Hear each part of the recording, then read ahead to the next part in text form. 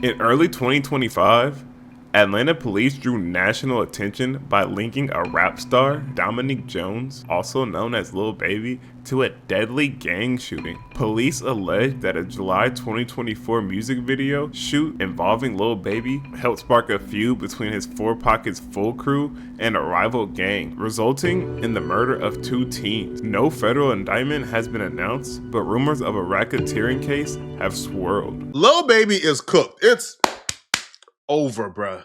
When I first seen the initial reports today, I made my calls. And what I was told was, expect for Lil Baby to be indicted on a RICO within 90 days. Lil Baby went into rival gang territory to film it. I mean, and that's a diss, right? And what do you think that's going to create? Pop, pop, pop, pop, pop, pop. Oh, this is about to get messy. So there's someone who claims they're a court reporter. I'm not too sure who they are, so I don't want to disrespect them. But their name is Infamous Sylvia on Twitter.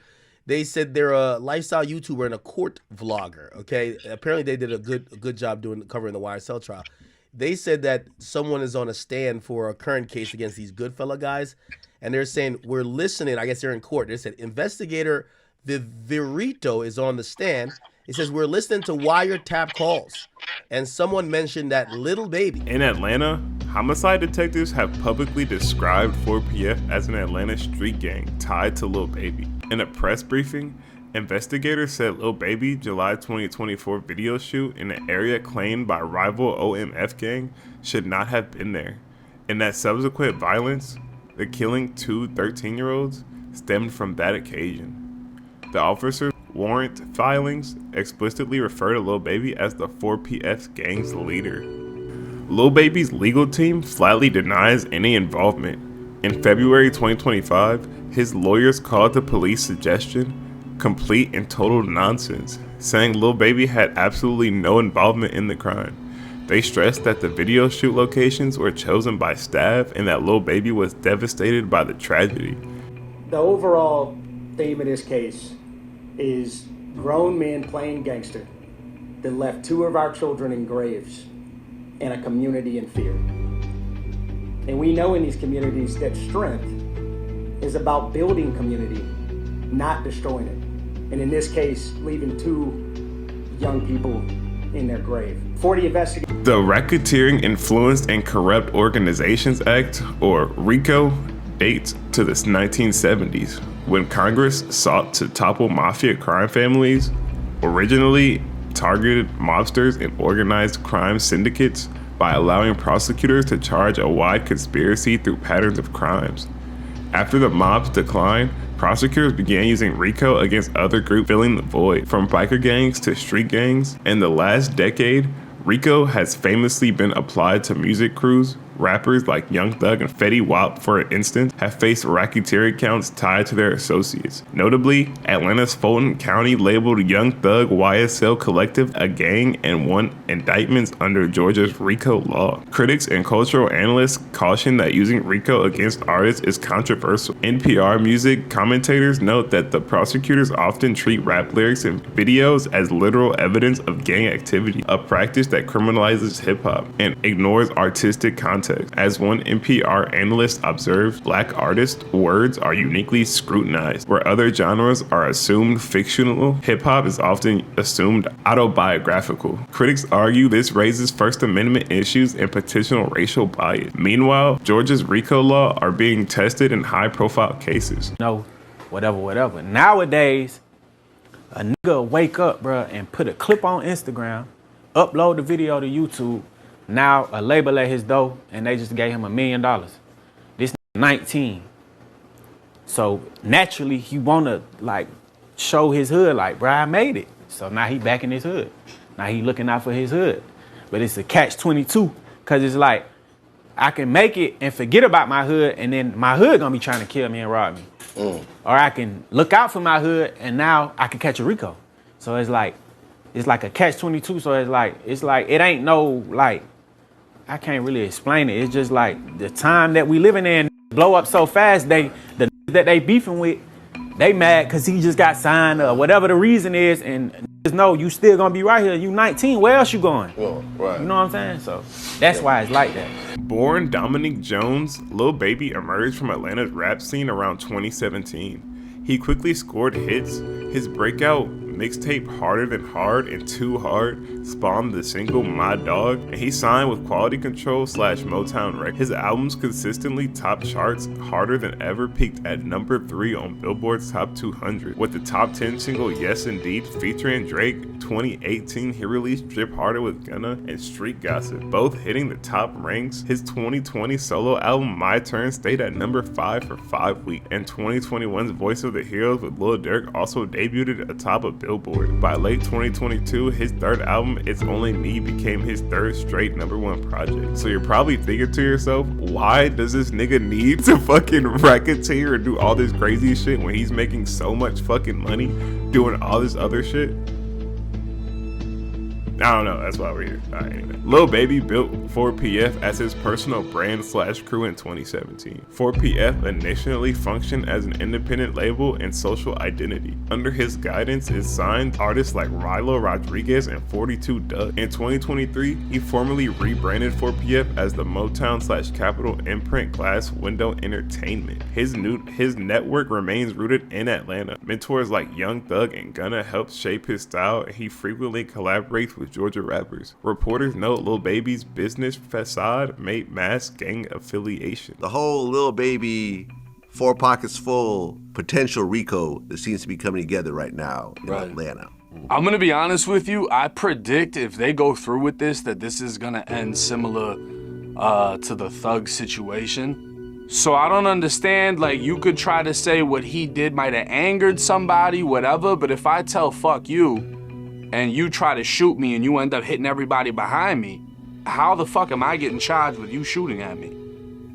Yeah, but at the same time, Marlo got killed, and I think that, I don't know if that's the only person that Lil Baby has a chip on his shoulder about, but, I understand it, It's like, for Durk, it's not easy to just see Vaughn get killed in front of your eyes on camera and then just, never do anything about it. I mean, I think I would have the self-control to be able to have something like that happen and not retaliate.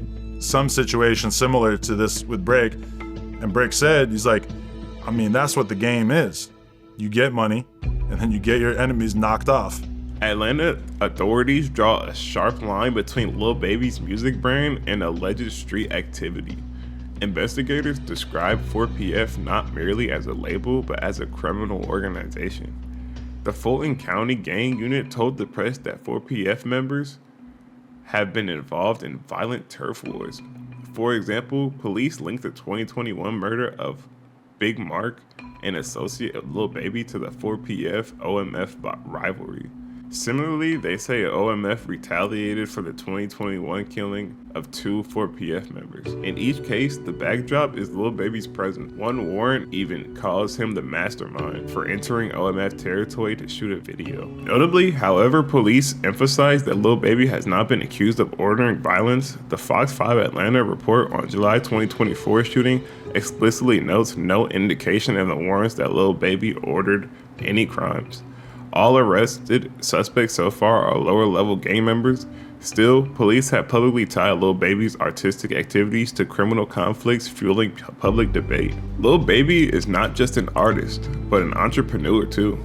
He has launched several legitimate businesses around his brand. His Wham label, short for Who Hard Is Me, includes a clothing line and merchandise. A recent report credits this venture with extraordinary sales. In January 2025, Lil Baby reportedly earned $30 million from Wham-related business. He also formed the holding company under the Wham umbrella, selling apparel and collectibles. One article claims 327,000 orders in a month. Additionally, Lil Baby took Harvard business courses and even started a youth investment group, portraying himself as a philanthropist. Crucially, none of these enterprises have attracted legal scrutiny. His partners and employees are prominent industry figures, and the records show Glass Window Entertainment is an official Motown label. In public statements, Lil Baby often contrasts his work with gangs. For example, he closed 4PF to avoid liability for other crimes, relaunching as Glass Window. So far, authorities have identified no criminal misuse of his business. Rumors of a looming RICO case grew after Fulton County DA Fannie Willis hinted in 2022 that 2 more high-profile rappers will be charged. Social media buzz quickly named Lil Baby and others as suspects. Lil Baby himself responded online, tweeting, "Only God can judge me," and downplaying the gossip.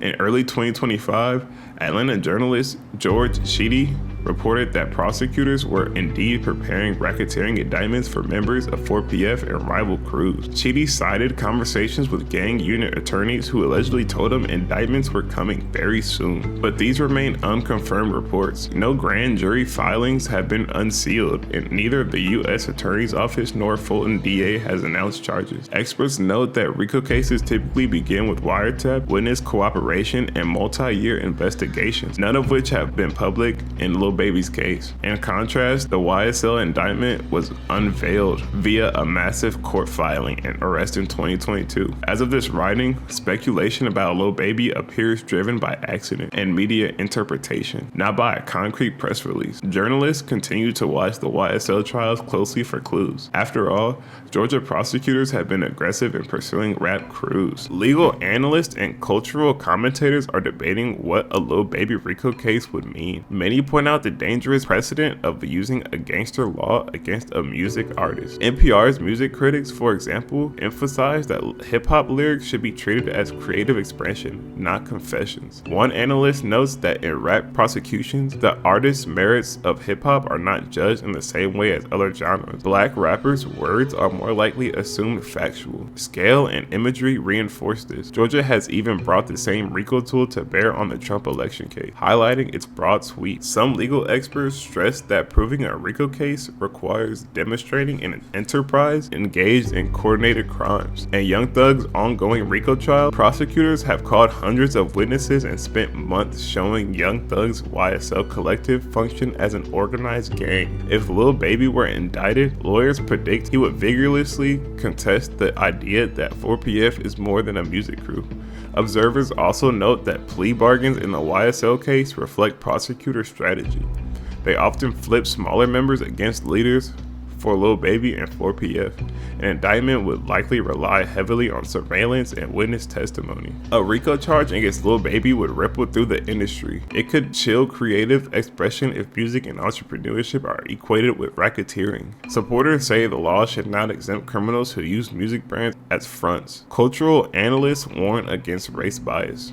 As NPR comments, such prosecutions happen almost exclusively in hip-hop, suggesting a racial double standard. In summary, experts caution that whether or not Lil Baby is targeted, the current discussion highlights deep issues about how the justice system treats hip-hop artists. As early as of 2025, the only confirmed investigations related to Lil Baby involved local gang violence. Federal prosecutors have not announced any case.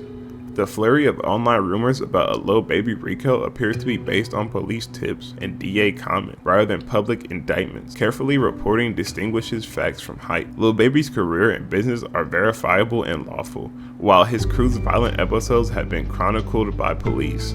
If a RICO case were to emerge, it would enter uncharted legal territory. For now, legal experts urge caution before treating speculation as reality, noting that a RICO charge would raise serious legal and cultural questions. Appreciate it if you made it this far into the video, man. Let me know if you liked this video. Let me know if what you think about in the video. Do you think Lil Baby's gonna get a RICO case? Do you think he might get, you know what I'm saying, question or any of that? Let me know what you guys think. If you haven't seen my last video on the Joe and Burt beef, you should go check that out. That was a pretty good one. And I'll catch y'all in the next one.